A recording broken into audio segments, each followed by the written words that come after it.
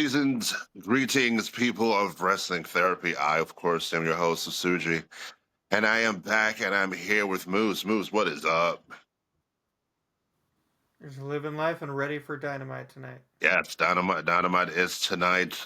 A lot of things seem to happen between our conversations, our previous conversations. Before we get into topics at hand, I also want to give a shout out to a previous guest I've had on here, Stella Shelton. She has been working hard on a wrestling romance book, and it is on sale now. I will put the picture in one of the clips afterwards on here. But yeah, support her work. She does wrestling art. She does really cool stuff for the indie wrestling fans out there, which I know there's a lot. So yeah, Stella Shelton, give her book some love and support. But yes, sir. Where do you want to start? I mean, we should start with Deadline because that's the big pay per view coming up, or pay per view. Okay, well, let's start with Deadline. So, with them revealing that they're going to start with Oba versus Ricky Saints, I'm not sure how they're going to pace the match card now because you still have both of the Iron Survivor matches. I don't know if you put, the men's in the middle and the women's at the end or vice versa. It's just, I feel like opening without an Iron Survivor is going to mess up the pacing. How many matches do they have booked? They have Tatum and Izzy Dame. They have the men and women's Iron Survivor. And they have Ethan Page and Mr. Iguana. So, if I was to guess, they'll probably do. Well, obviously, it's the NXT World Title will be first. I think they might do the women's Iron Survivor, the Ethan Page match, Tatum Paxley's match, and then the men's Iron Survivor. What about you? I think they're obviously gonna start with Saints and Oba. I think they're gonna move to the Iguana versus Ethan Page. I think they're gonna do the men's Iron Survivor in the middle, and then end with the women's matches, both Tatum and Izzy, and the women's one. Only because I feel like they're really pushing hard the narrative of Zarya costing Soul over and over again. And I don't know if they're going to do another accidental, spear to Soul or have her try and cost her, or if they're just going to do a full fledged breakup at this point. But I feel like there's more story to that than the men's survivors match. Um, so I feel like they're going to end with the women's, and that's going to be the focal point of it. All right. So, which match do you want to predict first? We can start anywhere you want. I mean, Oba versus Ricky, I think as much as I'd love to see Darula win, it doesn't make sense for him to win this match. I think, you have him lose his rematch, he disappears for a handful of weeks, and then the next time you see him is at the Rumble. And that's his shoot up to the main roster. So I'm going to go Ricky Saints women. Okay. Now, hear me out. What if Oba wins, Ricky leaves, Ricky Saints is the one to be revealed to curb stomp CM Punk at War Games, and he joins Division, and you bring up Ricky Saints, and then you can leave Oba on NXT for a little bit longer. I get that, and I feel like he would match into the Vision, but I feel like Because remember, him and Punk do have a history. him and Punk do have history. I don't know how much they're going to call on that, only because they don't like to reference AEW as much, especially storylines from AEW. Even when Punk came back, they still haven't acknowledged that he was a champion over there, or that he even did a stint over there. So I think Ricky Saints needs to solidify himself in the audience more as the NXT champ, Oba doesn't need to solidify himself. You can put him anywhere, and he's going to be a star at this point. And again, putting him in the Rumble, he's going to powerbomb everyone and throw everyone. Um, I don't see him being the Masked Man only because I firmly believe that the Masked Man is Austin Theory. Um, I love that people went online and matched his basically his the curve of his butt cheeks to the Masked Man. Um, the way he moved, it made more sense. People were speculating it was Seth Rollins under the mask. That doesn't make sense. He was moving too quick, and unless he's pulling another fast one, I don't think they'd do that again that quick. Seth's still hurt. Um, so I think the Masked Man's going to be Austin Theory, and they're going to use this to push Oba toward the Rumble. I want let's put a pin on the Max man for a second because I do want to talk about that a little bit more at length. But I do think ultimately Ricky Saints will win. Ultimately, Yeah, I think with Ricky Saints, it's one of those he has his number. I feel like every wrestler has someone that they just can't really beat. And for Oba, it's going to be Ricky Saints as his kryptonite. He's got his number, at least in NXT. yeah, you're absolutely right there. Absolutely right. All right. What's the next match on the docket? You want to do the Ethan Page match? I mean, I'd love to do Ethan Page. First of all, I hopefully Chelsea makes an appearance because I'm loving the double champs showing up with all the Canada gear. But this one I feel like is pretty clean cut. They're gonna have Ethan beat Mr. Iguana. I'm digging Mr. Iguana. I love the comedy gimmick. I love his top rope with um, I forget the name of it, but basically it's like a reference to weed for the iguana. Mm-hmm. Lyaska? Um, Yeah. I fucking dig the yeah. I love him stealing his car on NXT. I real dig it, but you're not going to have Ethan Page lose that, especially not announcing it the week of. So Ethan Page for sure. Yeah. I didn't even know that match was happening, but yeah, definitely going to go. Excuse me, Ethan Page. Yeah, that one's pretty clean cut. Should be. You want to go to should be. Um, Izzy Dame Tatum Paxley. I'm actually really interested in. Only because, first of all, I mean, Tatum Paxley is great, and she deserves more credit for it, and I'm glad they're giving her more spotlight even without the title. But I'm more interested to see how Sean Spears and the other people in the culling react, because they looked a little tense when Tatum basically said, I'm just going to unleash all of my pain on you. And with her character and her setup, she's got a powerlifting history too. I found that out recently, which I think is cool. I think she's going to be able to have a good match and get a little twisted during the match on Izzy Dame because it's been a while since her characters had like that emotional drive.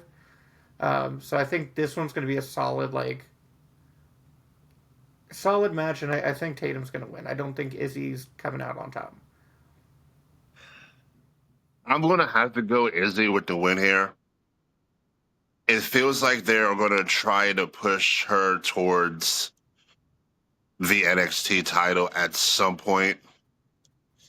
And by doing that, her beating a former NXT Women's Champion would just kind of give her the first steps towards building her up. Because I'm honestly surprised that Tatum dropped it as fast as she did, because I was expecting those two to fight for the title. Yeah. But here we are. Yeah, I'm gonna go the opposite of that one. I'm gonna go Izzy. All right. And then we got the men's Iron Survivor, which is say his name and he appears, Joe Hendry. You got Dion Lennox out of Dark State. You have Javon Evans and Leon Slater, and then you have Baby Orton and Miles Bourne, who's now taken the zigzag, which I've said before is one of the worst finishers, I think. So you took him from a standing drop kick to the zigzag, which is not much better. No, it's really not. Oh, this one, this one's real hard to predict, honestly. I would love for it to be Joe Hendry only because I've watched him back since the WCPW days in the early 2010s on YouTube. I love the gimmick. I love the standing ovation finisher because it's a solid ass fucking slam, and you can't get better than that. But I would not be surprised if they have Javon Evans win this one. So I'm gonna say I want Joe Hendry. I think it's gonna be Javon. see, this is one of those matches where you kind of have to look at who's wrestling for the NXT title, and then you got to look at who's in the Survivor. It's like, well, if Ricky Saints wins, okay, he could face him and Miles Bourne. Trick Williams might end up screwing Miles Bourne in this match. So I feel like you can cancel Miles Bourne out. Dion Lennox, I don't see it.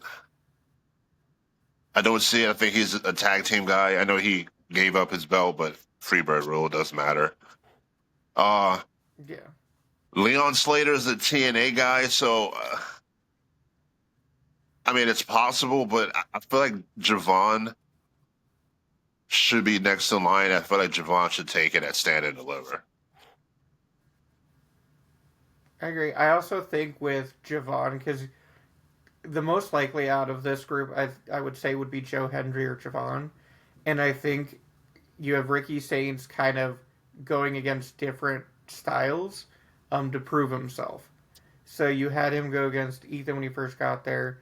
You have him go against Oba. You have him go against Trick, and now you have him go against Javon because you want to put Javon in that main event spot. But also it shows Ricky taking on another style.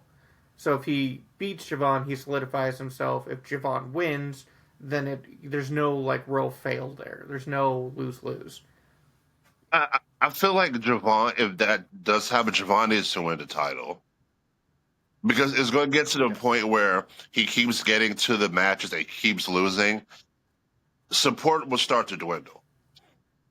Like, oh, he's never going to get the title. He's just going to keep chasing it and losing it. I think if they're going to do Javon and Ricky, Javon has to win the title. Yeah, I'd agree with that. I think for sure if they have Javon and Ricky at Stand and Deliver, it's going to be Javon, and they're going to push that to WrestleMania weekend and have it be a stipulation match for the rematch. And I would not be surprised if it was some sort of ladder match. Mm, okay, I'm down for that. I like that. And now we have the women's Iron Survivor match. And that one is Sol Ruka, Kalani Jordan, Jordan Grace, Lola Vice, and Kendall Gray. Kendall Gray being, I believe, the Evolve champion. I don't watch that, but I think that's the title she was holding when she was on NXT.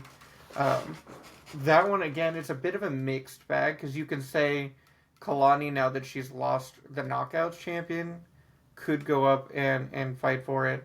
Same thing with Jordan Grace and Lola Vice. They're both, fan favorites. But honestly, I don't see anyone other than Soul winning this, and I think it's going to be a last second Soul Snatcher for her to win. I am going to go Jordan Grace. And is this the reason I'm going Jordan Grace is the same reason I'm going Javon Evans. They've gotten all these title matches and all these title opportunities, and they've lost. So I feel like with JC being the big heel of NXT, holding the championship, that Jordan Grace finally gets her moment and she beats JC for the title. Because I think Zarya is going to screw Sol Ruka. Yeah, it's definitely a good shot. My only counter to that is Jordan Grace is a bit different from Javon in the fact that you can have her lose without it being directly her fault, um, and not diminishing her because she already is essentially a set name for the most part. And you have her interactions with Lola Vice going on. So if you have them basically take each other out and you have Soul come in and do that last second Soul Snatcher, it doesn't really take away from Lola or Jordan, while still pushing Soul while she's on fire essentially. Yeah, I don't really disagree. It's just the Zarya factor is what's stopping me from picking Soul because I just feel like Zarya should be in character. Zarya should be like, hey, I should be in this Iron Survivor match. Like I've been playing second fiddle to Soul for months, and she still gets the opportunity. And Zarya just like, I've had enough of this. I just hope it's not Yeah, Kalan. I could see it. No. And my only thing with Zarya in this, with her being the factor, is if they actually pull the trigger on the heel turn. Because you could do it now and have her cost her the number one contendership. But I also think they're really trying to ride this out a little longer because they're both so popular.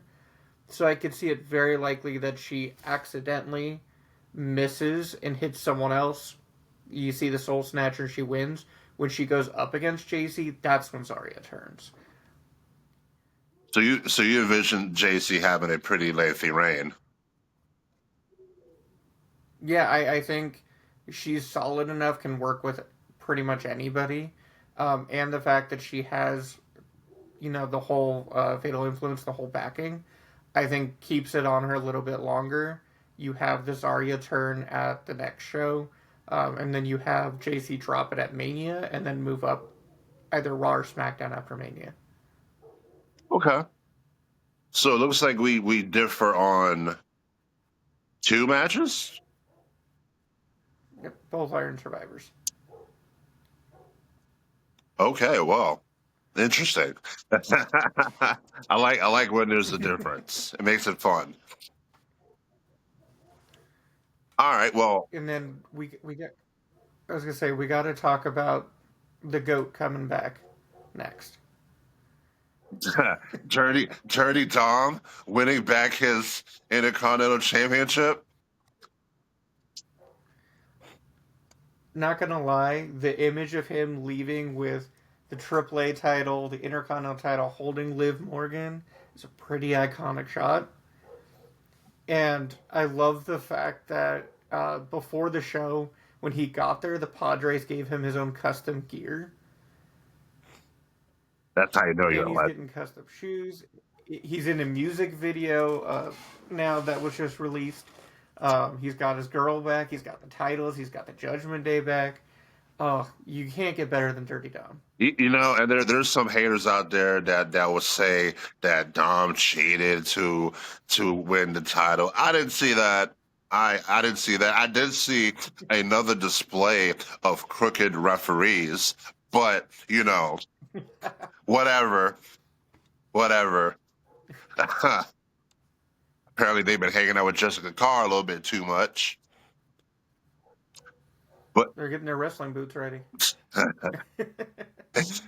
yeah, Survivor Series. Let me ask you, what did you think of the shark cages not being there? Uh, I'm 50-50 on it. Only because I really do enjoy the shark cages. They're really good for allowing storytelling, just random off the wall moments. Like Rhea Ripley a couple years ago doing the pull ups on it, or Dakota Guy turning on Tegan Knox on the shark cages back in NXT, or even like Roman blocking off Punk. You have good moments in there, but I feel like you also have like the individual entrances, you got a bigger pop each time someone came out. And especially for the men's one, which I'm not gonna lie, I was not a fan of the men's match at all. Fucking having Brock come out and cut off the run it back was a fun moment. Jay Uso is the only person that be in war and be like, please, please, hit my music. Like, sir, we're in a fight. Like, what? What are you doing? What are you doing? I showed the clip of that to my wife, and I was like, you could tell Dad was home because he was partying, and then he heard Brock's music and he panicked. Like, oh hell. um, I'm also 50-50 on it for basically the same exact reasons. I I did miss the interactions, but it made it feel like a mini Royal Rumble, Yeah, so to speak, because like the Rumble, everybody's got their entrances and shit. So yeah, women's War Games match. We had the baby faces win that match. Becky Lynch was screwed out of that match. She didn't tap out. I don't know if you saw the video that she came out with. yeah, I saw Yeah, so I mean, we're on the same page there. Let's see. I have to say, like, especially since Blood and Guts was right before Survivor Series, it really just made me like they really didn't need these to be War Games matches. Like the women's, War Games made more sense. You still could have gotten away with it not being a War Games match, but the men's really didn't need it. They really need to just go back to let's have Survivor Series tag matches and only bring War Games if you actually have the story for it.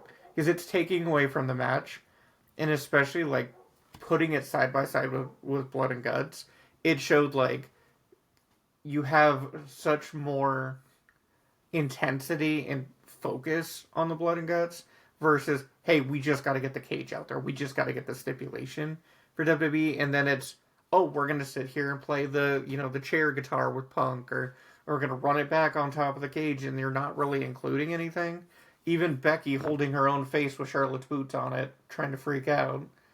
Cut to Sky Blue covered in blood. Like the story needs to make more sense, and it just spotlighted it more with the timing. I agree. I am kind of fatigued out on the War Games concept. I feel like if you would have made those matches your traditional 5-on-5, Survivor Series would be looked at way differently, in my opinion. I know some people didn't like Survivor Series. Survivor Series was predictable. Predictable doesn't always mean bad. Yeah. No, it was just boring, I think. And one of the things that I always go back to, because Survivor Series has always been one of my favorites. I love tag team wrestling more than anything for wrestling. And I feel like you've had so many good stories with that. You look back at even when they try to do bragging rights, which is essentially the same setup. It's such a fun dynamic, and I miss that. Like one of my favorites was the 2005 Survivor Series, Team Raw, Team SmackDown, where they're invading each other, they're fighting in the parking lots, they're taking each other out. You have Big Show and Kane chokeslamming Batista on the cars beforehand. You have I think it was '07 or '08, I can't remember, but Shawn Michaels super kicking or sweet chin music Mike Knox as soon as the match starts and eliminating him. And he's like, "Who was that? I don't know." I remember. Like you had such good moments and like stories built into that where you could play off the elimination style. Where now it's okay, we're just shoving everyone into a cage, and it's not even really for bragging rights. It's hey, it's just so forced. Yeah, they need to go back to, and if they go and bring War Games back, bring it back for if you have stories for both men and women, Right. not just for one, because it'd just be a waste of time. So I want to talk about the masked attacker. Now, everybody's saying it's Austin Theory, and it could very well be Austin Theory. But they could drag this along and they could change who it is. Yeah, it definitely feels like a Black Scorpion kind of deal, where they kind of know who they want to do it, but they're leaving it open right now just in case. Um, Again, I love that people matching Cake to get Austin Theory. It makes the most sense. I'm glad that if it is, then you don't throw him at Grayson Waller right away, and you give him that kind of mouthpiece. I feel like he needs after his storyline with Cena a couple years back at Mania, and he just makes sense in the vision. I ain't gonna lie. I would like an Austin Theory, I think, but I feel like with WWE, it's like they know everybody knows Austin Theory was planned to be in division. They ultimately could just switch that to somebody nobody would be thinking of. What about a Randy Montez Orton. Ford? Oh my God. Orton would be different. I would love Montez Ford, and I've seen a lot of people debating about him recently and why he hasn't been more of a single star. Because honestly, he could be. He's charismatic. He can go in the ring. He's got the it factor. But not a lot of people remember that he has said he doesn't want to leave Dawkins behind. That's why he hasn't gone the separate ways as much as he doesn't want to leave the tag team. So unless you're going to bring both of them over, I don't see it being Ford at this point. As much as I'd love that. I understand what Montez Ford wants, but also at the same time, he needs to look out for his own career as well. And if the opportunity for him and his career and for his future to be a single star, I think he'll do it. And Dawkins would totally understand. If that's your boy, like you can't be mad at him for being more successful. Right. You gotta let him, let him do him. And I think if Montez Ford was to be in a division, man, that's a nice group of young talent. You have Montez Ford, Braun Breaker, Bronson Reed, everybody's favorite Logan Paul. And that's a solid faction with Paul Heyman as the mouthpiece. That's a solid faction. I if they had Montez be under the mask, I could also see them using it to bring both Street Profits over. Only because there's such a ghost land of a tag team on Raw right now. Because you have essentially three actual teams, and then Dragon Lee and AJ Styles. Because you have the War Raiders, the New Day, Judgment Day, and then them. But see, I feel like if you bring Dawkins with them, then you're just doing the Street Profits over again, but just in a faction. I feel like with Paul Heyman, they could rework their characters a bit more. Because I know they tried to do that with Bobby Lashley a few years ago. That didn't really go anywhere. It didn't change their gimmick. But I feel like with Paul Heyman there, it definitely sets that up differently. And they can do what they love to do, and they could push Braun for the world title, Bronson for a mid card, and the Street Profits for a tag team. So all the faction has gold. I'd rather Montez Ford focus on being a single star within a faction than I don't even want to say dragging along with Dawkins. I like Dawkins, but I just don't. I just feel like they've outgrown each other at this point. Yeah, it definitely they need to split regardless, even if they're not in the vision, and let them do their own thing. Because you're never going to know if they're going to be a single success if you can't. Yeah, You can't split them up and let it go for a you run. know, And I would love it. Let's say like Dawkins came out with and answered the open challenge to with Dragonoff. That'll be cool. yeah, Something different. which I mean, the best part of SmackDown is dragging off every week. It seems like. And Chelsea Gray. You can't forget Chelsea Gray. I mean, she's great, but I'm going to stand Ilya the whole time because it looks like he's either dying or killing the other guy every match. True. That's very true. We also got closer to finding out who's going to face John Cena in a week and a half, a little bit over a week and a half. A little surprising. It's Gunther versus the favorite LA Knight. Yeah, I have to say Gunther versus Solo was an incredible match. By the way, like they don't give Solo a lot of time to shine. It feels like in his actual matches. Um, this one is again. I'm so torn on this tournament because it's supposed to be young blood moving on up, and they're both not spring chickens. And I feel like it's really predictable to say Gunther's going to win. He retired Goldberg. He's going to go after Cena. But I really think LA Knight needs this win. He needs to be the one to have Cena's final match. That way it puts him back in the main event scene credibly. The only problem with that is if he does win, if he does beat Gunther, and he beats Cena, and then he doesn't get a world title opportunity, then it's just kind of wasted because it's like, oh, now you're expecting, like, now is the time for LA Knight to be inserted into the title picture. Then it's still Braun Breaker, CM Punk, Logan Paul, Jey Uso, and then you got LA Knight at fifth, and it's like, See, but I think regardless of what happens, they put Gunther or they put LA Knight versus Cody. I feel like they go for the WWE title because they need more blood in that game right now to mix it up than just Cody and Drew over again. Versus you have Punk and Braun. So I think either way you have them go to SmackDown and go for Cody's title.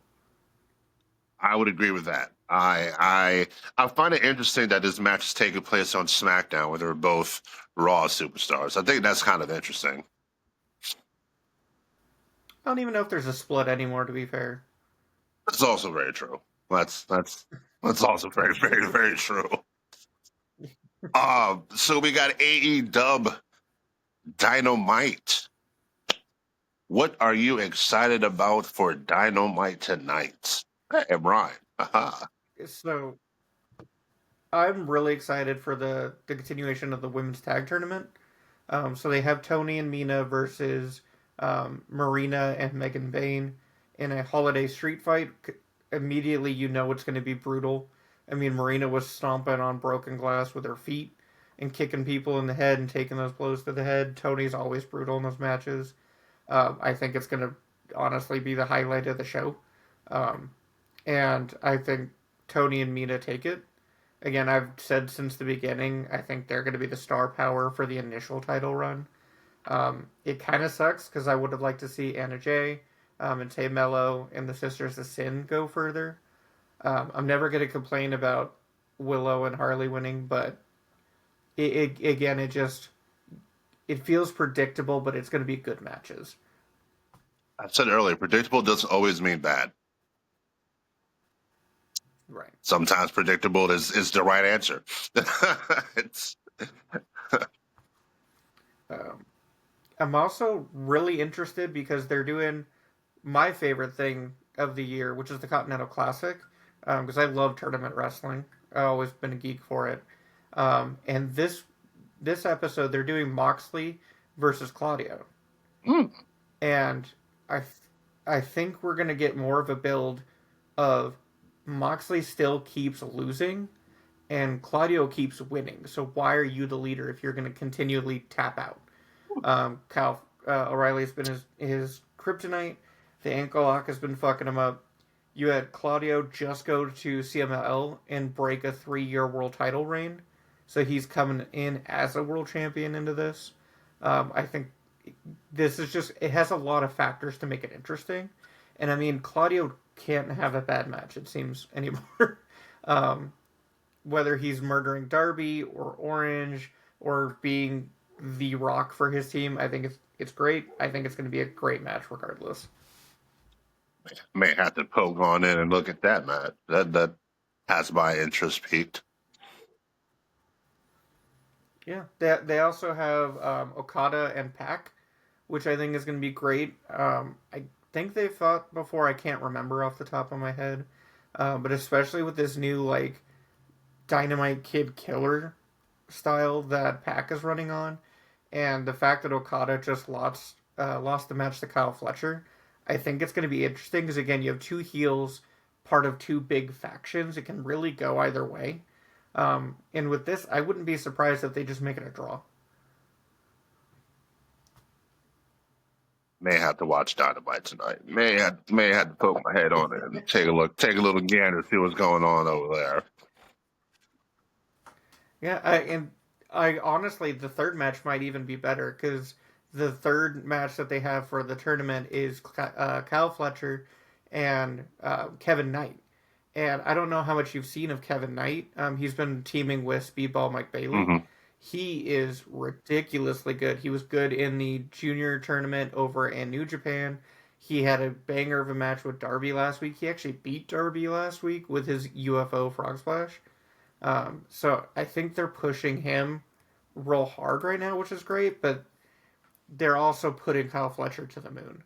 So again, this one could go either way. I think they're going to have Kyle win again, which I'm not going to be mad about. I am a member of, as he has addressed the Fletchlight community. Um, I think push that man to the moon. It's just again, there's no downside to who wins. That's hilarious, babe. That's I like it. I like it. That's hilarious. Okay. Yeah. It's very reminiscent of like the testicles. Yeah. Yeah. The different days of wrestling, some would say. All right. Let's see. Is there anything else that's on your mind that you are thinking about or wanted to speak about? Yeah, I wanted to ask you, what is your opinion of having the stipulation pay-per-views as a whole?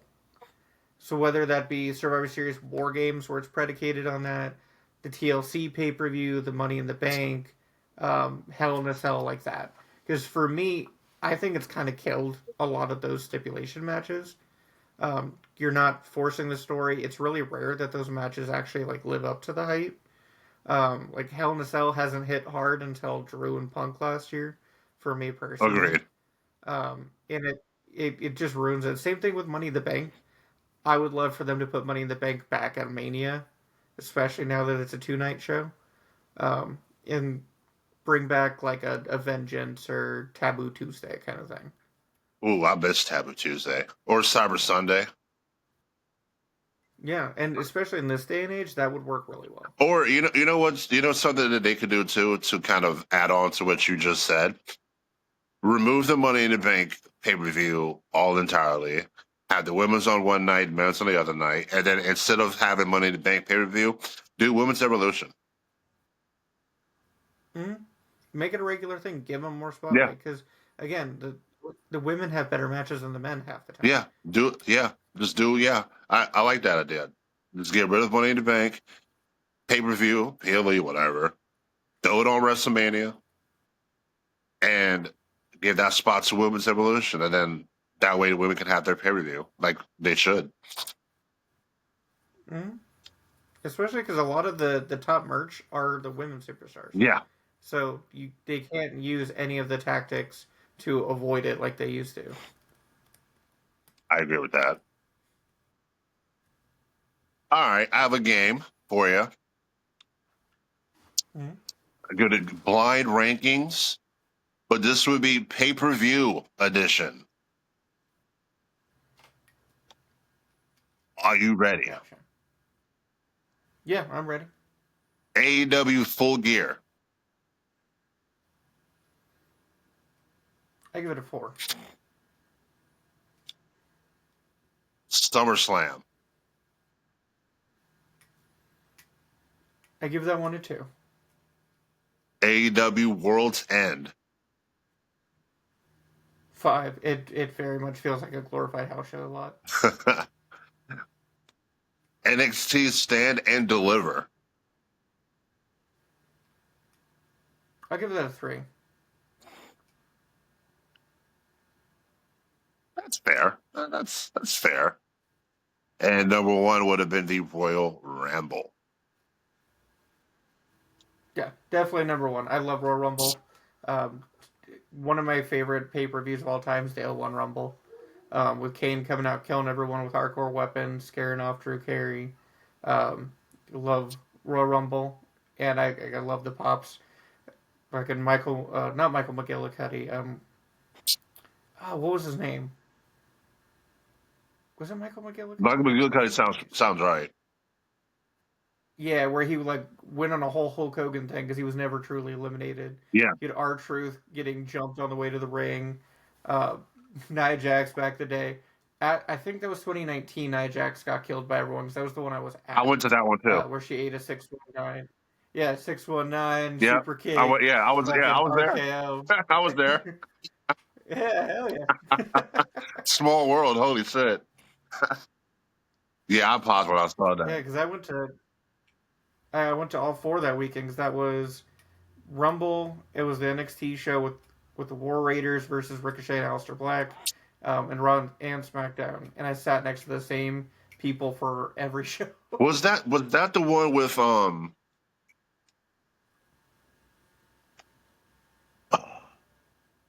why am I thinking Shayna Baszler was on that card?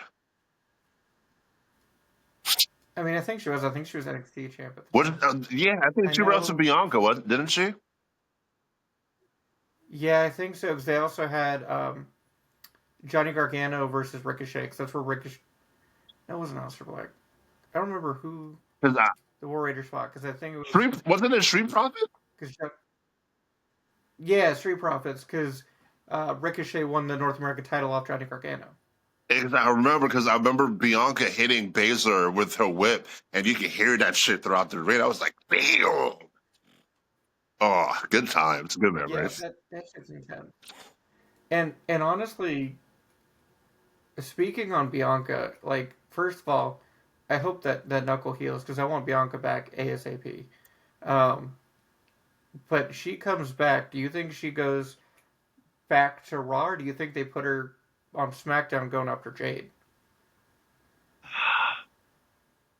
SmackDown needs the bodies more than Raw right now. Raw has a good Yeah, women's division. They just have to use it. it feels like such a mixed bag because Raw is so like Ghostland empty when it comes to their tag scene versus SmackDown. It's a lot of the women's scene is it feels empty, especially Jade coming out and attacking Chelsea Green.